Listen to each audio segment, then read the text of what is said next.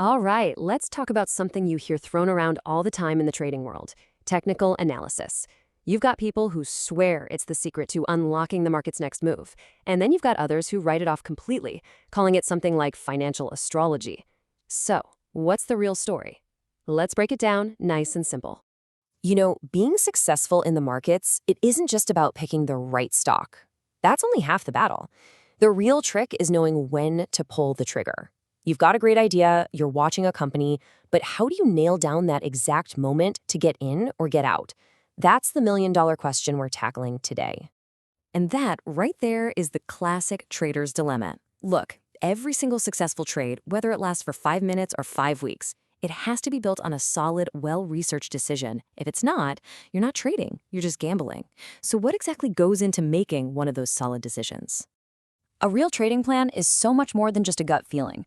Think of it like a roadmap for your trade. You need to know which way you think the stock is heading, you need a precise price to get in, a target price for your reward, and crucially, a price where you'll get out if you're wrong. You also need a rough idea of how long you plan to be in the trade.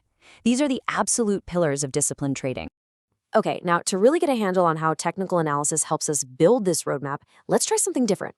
Let's forget all about charts and ticker symbols for just a second. We're going to use a simple story. We're heading to a food street. Just picture this. You're on vacation in a country where you don't speak the language.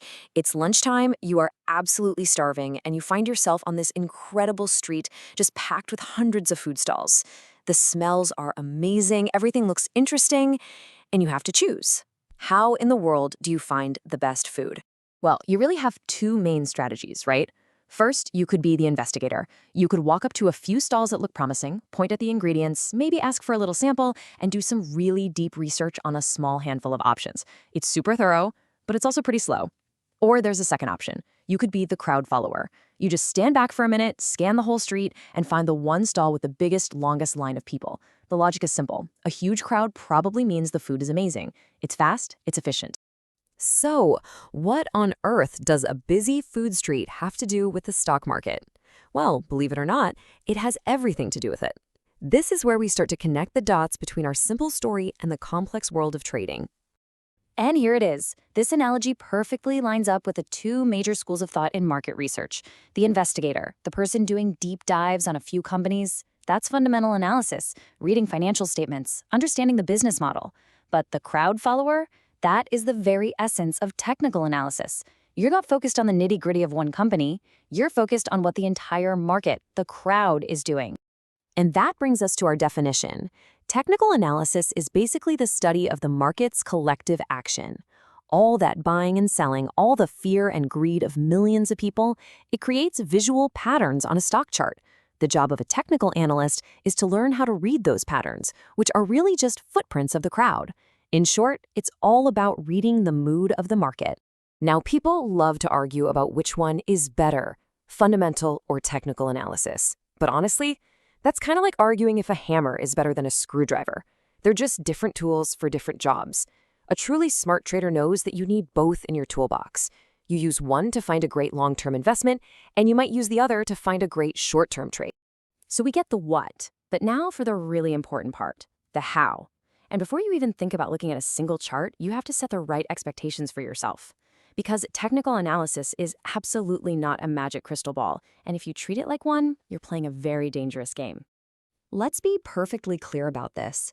Technical analysis is not a shortcut to getting rich, not even close. It's a complex skill that takes time to develop, and jumping into it with the wrong mindset is probably one of the fastest ways to lose a lot of money in the market. So this table here breaks down the proper TA mindset. First up, time frame. This is a tool for the short game. We're talking minutes, maybe hours, or a few weeks at the most. This isn't for your retirement portfolio.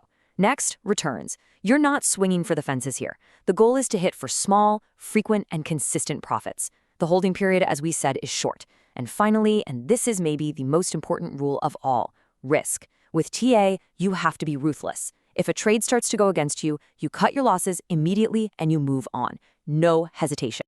Phew, okay. We've gone from food stalls all the way to financial charts.